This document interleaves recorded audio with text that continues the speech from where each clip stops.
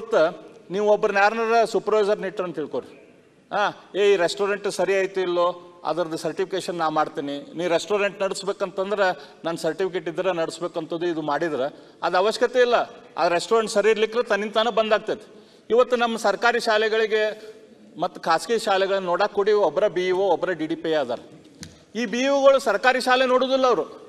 ಅವ್ರು ಕೇವಲ ಖಾಸಗಿ ಶಾಲೆಗಳ ಇನ್ಸ್ಪೆಕ್ಷನಿಗೆ ಮಾತ್ರ ಹೋಗ್ತಾರೆ.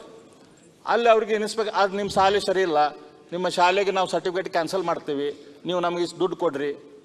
ಹೈಯೆಸ್ಟ್ ಕರಪ್ಷನ್ ಇವತ್ತೈತಲ್ಲ ಅಲ್ಲಿ ಆಗ್ತಾಯಿತ್ತು. ಆ ಶಾಲೆ ಸರಿ ಇರಲಿಲ್ಲ ಅಂತಂದ್ರೆ ಪಾಲಕರು ಹಾಕೋದೇ ಇಲ್ಲ ಆ ಶಾಲೆಗೆ. ನೀವು ಬಿಟ್ಬಿಟ್ರೆ ಸರ್ಕಾರದವ್ರು ನೀವು ಯಾಕೆ ಖಾಸಗಿ ಶಾಲೆಗಳ ಬಗ್ಗೆ ತಲೆ ಕೆಡಿಸ್ಕೊಂತೀರಿ? ನಮ್ಮ ಸರ್ಕಾರಿ ಶಾಲೆಗಳನ್ನು ಸುಧಾರಿಸುವಂಥ ಕೆಲಸ ಮಾಡಿರಿ. BEO DDPIಗಳಿಗೆ ಈ ಸರ್ಕಾರಿ ಪ್ರೈವೇಟ್ ಶಾಲೆ ಸೂಪರ್ವೈಸನ್ ಮಾಡುವಂಥ ಕೆಲಸ ಬಂದ್ ಮಾಡಿಸ್ರಿ. ಅವ್ರಿಗೆ ಯಾವಾಗ ನೀವು ಬಂದ್ ಮಾಡಿಸ್ತೀರಿ ಅವಾಗ ಅವರು ಸರ್ಕಾರಿ ಶಾಲೆಗಳ ಬಗ್ಗೆ ಗಮನ ಕೊಡ್ತಾರೆ. ಸರ್ಕಾರಿ ಶಾಲೆಯಲ್ಲಿ ಲೋವರ್ KG ಅಪ್ಪರ್ KG ಶುರು ಮಾಡಿರಿ. ಸರ್ಕಾರಿ ಶಾಲೆಯಲ್ಲಿ ಇಂಗ್ಲೀಷು ಮತ್ತು ಮ್ಯಾಥಮೆಟಿಕ್ಸು ಗಣಿತ ಇಂಗ್ಲೀಷ್ದಲ್ಲಿ ಹೇಳ್ರಿ. ಈ DDPI BEಗಳಿಗೆ ಅವ್ರಿಗೆ ಇದು ಮಾಡಿ.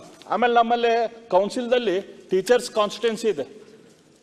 ಮಾನ್ಯ ಅಧ್ಯಕ್ಷರೇ, ಈ ಟೀಚರ್ಸ್ ಕಾನ್ಸ್ಟಿಟ್ಯೂನ್ಸಿಗೆ ಓಟ್ ಟೀಚರ್ಗಳು ಹಾಕ್ತಾರೆ.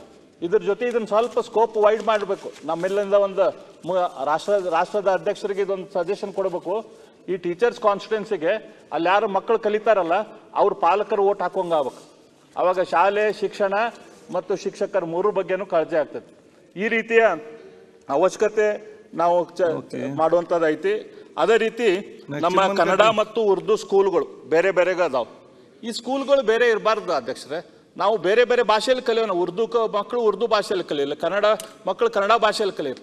ಆದರೆ ಕೂಡಿ ಒಂದೇ ಶಾಲೆಯಲ್ಲಿ ಕಲೀಲಿ, ಒಂದೇ ಕಂಪೌಂಡ್ದಲ್ಲಿ ಇರಲಿ. ಈ ರೀತಿ ಬೇರೆ ಬೇರೆ ಯಾಕೆ ಮಾಡ್ತೀರಿ? ಹುಡುಗರನ್ನ ಯಾಕೆ ಬೇರೆ ಬೇರೆ ಮಾಡ್ತೀರಿ? ಇದ್ರ ಬಗ್ಗೆ ನಮ್ಮ ಸರ್ಕಾರ ಒಂದು ಡಿಸಿಷನ್ ತೆಗೆದುಕೊಳ್ಬೇಕಂತೇಳಿ ನಾನು ವಿನಂತಿ ಮಾಡ್ತೇನೆ ಮಾನ್ಯ ಅಧ್ಯಕ್ಷರೇ. ಇದ್ರ ಜೊತೆ ನಮ್ಮ ಉತ್ತರ ಕರ್ನಾಟಕದ ಬಗ್ಗೆ ನಾವು ಭಾಳ ಅಪೇಕ್ಷೆ ಇಟ್ಟಿದ್ದೀವಿ. ಉತ್ತರ ಕರ್ನಾಟಕದ ನೀವು ಬರೋಕ್ಕಿಂತ ಮೊದಲು ಹೇಳ್ತಾ ಇದ್ದೆ, ಕಳೆದ ವಿಧಾನಮಂಡಲದಲ್ಲಿ ನಮ್ಮೇನು ಸುವರ್ಣಸೌಧದಲ್ಲಿ ಆದಂಥ ಉತ್ತರ ಕರ್ನಾಟಕದ ಭಾಳ ಉತ್ತಮ ಚರ್ಚೆ ನಿಮ್ಮ ನೇತೃತ್ವದಲ್ಲಿ ಆಯಿತು. ನಾನು ಒಂದು ವಿನಂತಿ ಮಾಡ್ಕೊಂಡಿದ್ದೆ, ಏನೇನು ಚರ್ಚೆ ಆಗಿದ್ದಾವೋ ಅದರದೆಲ್ಲ ಒಂದು ಪಾಯಿಂಟ್ ಮಾಡಿರಿ, ಅದ್ರ ಮೇಲೆ ಏನೇನು ಆ್ಯಕ್ಷನ್ ಪ್ಲ್ಯಾನ್ ಮಾಡೋಣ ಅಂತೇಳಿ. ಅದು ನಮ್ಮ ಉತ್ತರ ಕರ್ನಾಟಕಕ್ಕೆ ₹1 ಬರೋದು ಹೋಗಲಿ, ಅದು ಚರ್ಚೆ ಲಿಸ್ಟ್ ಕೂಡ ನಮಗೆ ಬಂದಿಲ್ಲ ಏನೇನು ಪಾಯಿಂಟ್ ಅಂಥೇಳಿ. ಅದೇ ರೀತಿ ಇವತ್ತು ಮೊನ್ನೆ ನಮ್ಮದು ದೇವಾಸದಲ್ಲಿ ದೊಡ್ಡ ನಮ್ಮ ಇಂಡಸ್ಟ್ರಿ ಮಿನಿಸ್ಟರ್ದು ಹೋಗಿದ್ರು. 20,000 ಕೋಟಿ ರೂಪಾಯಿ ಕರ್ನಾಟಕಕ್ಕೆ ಇನ್ವೆಸ್ಟ್ಮೆಂಟ್. ಈ 20,000 ಕೋಟಿ ರೂಪಾಯಿದಲ್ಲಿ ಮಾನ್ಯ ಅಧ್ಯಕ್ಷರೇ ಒಂದೇ ರೂಪಾಯಿ ನಮ್ಮ ರಾಜ್ಯಕ್ಕೆ ಬರಲಿಲ್ಲ ಅಂತ ಹೇಳಕ ನನಗೆ ಭಾಳ ಅಂದ್ರೆ ಭಾಳ ದುಃಖ ಆಕೈತಿ. ಕೇವಲ ಒಂದೇ ರೂಪಾಯಿ ನಮ್ಮ ಉತ್ತರ ಕರ್ನಾಟಕಕ್ಕೆ ಬರಲಿಲ್ಲ. ನಮ್ಮ ಇವತ್ತು ನಾನು ನಗರಾಭಿವೃದ್ಧಿ ಇದು ಬಜೆಟ್ ಮುಖ್ಯಮಂತ್ರಿಗಳ ಬಜೆಟ್ ಅನ್ನು ನೋಡ್ತಾ ಇದ್ದೆ. ಮುಖ್ಯಮಂತ್ರಿಗಳ ಬಜೆಟ್ದಲ್ಲಿ ಪೇಜ್ ನಂಬರ್ 94ರಿಂದ ಪೇಜ್ ನಂಬರ್ 104 ಸುಮಾರು 10 ಪೇಜ್ಗಳು ನಗರಾಭಿವೃದ್ಧಿ ಇಲಾಖೆ ಪೇಜ್ಗಳಿದಾವೆ. ನಗರಾಭಿವೃದ್ಧಿ ಇಲಾಖೆ ಬಗ್ಗೆ ನಾ ಇದರಲ್ಲಿ ನೋಡ್ತಾ ಇದ್ದೆ. ನಮ್ಮ ಉತ್ತರ ಕರ್ನಾಟಕಕ್ಕೆ, ಬೆಳಗಾಮಕ್ಕೆ, ಹುಬ್ಬಳ್ಳಿ ಧಾರವಾಡಕ್ಕೆ, ಬಳ್ಳಾರಿಗೆ, ದಾವಣಗೆರೆಗೆ, ಗುಲ್ಬರ್ಗಕ್ಕೆ ಇವಕ್ಕೆಲ್ಲ ಏನು ಕೊಟ್ಟಿದ್ದಾರೆ ಅಂತೇಳಿ ಒಂದೇ ರೂಪಾಯಿ ಇಲ್ಲ ನಗರಾಭಿವೃದ್ಧಿ ಇಲಾಖೆಯಿಂದ. 10 ಪೇಜ್ಗಳ ನಗರಾಭಿವೃದ್ಧಿ ಇಲಾಖೆ ಹೋಗ ಒಂದೇ ವಾಕ್ಯ ಉತ್ತರ ಕರ್ನಾಟಕದ ಬಗ್ಗೆ ಇಲ್ಲ, ಒಂದೇ ವಾಕ್ಯ ಇದು ನಮ್ಮ ಹೈದರಾಬಾದ್ ಉತ್ತರ ಕರ್ನಾಟಕದ ನಗರಗಳ ಬಗ್ಗೆ ಇಲ್ಲ, ಒಂದೇ ರೂಪಾಯಿ ಕೊಟ್ಟಿಲ್ಲ. ಯಾಕೆ ನಾವು ಉತ್ತರ ಕರ್ನಾಟಕದವ್ರ ಜನ ಅಲ್ಲ? ಈ ರೀತಿ ಅನ್ಯಾಯ ಯಾಕೆ ಮಾಡ್ತೀರಿ ನಮಗೆ? ಇದ್ರ ಬಗ್ಗೆ ನಾವು ಅಪೇಕ್ಷೆ ಪಡ್ತೀವಿ.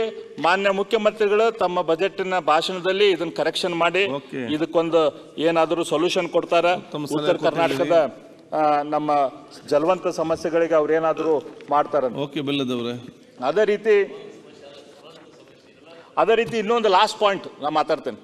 ಮಾನ್ಯ ಅಧ್ಯಕ್ಷರೇ, ನಮ್ಮ ರಾಜ್ಯದ ಲಿಕ್ಕರ್ ರೆವಿನ್ಯೂ 38,525 ಕೋಟಿ ರೂಪಾಯಿ ನಾವು ಈ ರಾಜ್ಯದಿಂದ ಸರಾಯಿಯಿಂದ ಈ ವರ್ಷ ಗಳಿಸೋರದೇವೆ ಅಂತೇಳಿ ಮುಖ್ಯಮಂತ್ರಿಗಳು ತಮ್ಮ ಬಜೆಟ್ ಭಾಷಣದಲ್ಲಿ ಹೇಳಿದ್ದಾರೆ. ಇಡೀ ದೇಶದಲ್ಲಿ ಸರಾಯಿಯಿಂದ ಅತ್ಯಂತ ಹೆಚ್ಚು ಟ್ಯಾಕ್ಸ್ ಕಲೆಕ್ಟ್ ಮಾಡ್ತಿರುವಂಥ ರಾಜ್ಯ ನಮ್ಮದು. Percentage wise 38,476. ನಮ್ಮ ರಾಜ್ಯದಲ್ಲಿ ಎಷ್ಟು BPL ಕಾರ್ಡ್ಗಳಿದಾವೆ? ನಮ್ಮ ರಾಜ್ಯದಲ್ಲಿ 1,20,00,000 BPL ಕಾರ್ಡ್ಗಳಿದಾವೆ. ಅಂದ್ರೆ ಬಡವರು 1,20,000 ಕೋಟಿದಾರ, 1,20,00,000 ಬಡವರು ಅದಾರ ಅಂತೇಳಿ ನಿಮ್ಮ ಸರ್ಕಾರದ ಪ್ರಕಾರ ಇದೊಂದು ಅಂದಾಜು. ನಮ್ಮ ಈ ಎಕ್ಸೈಸ್ ಡ್ಯೂಟಿ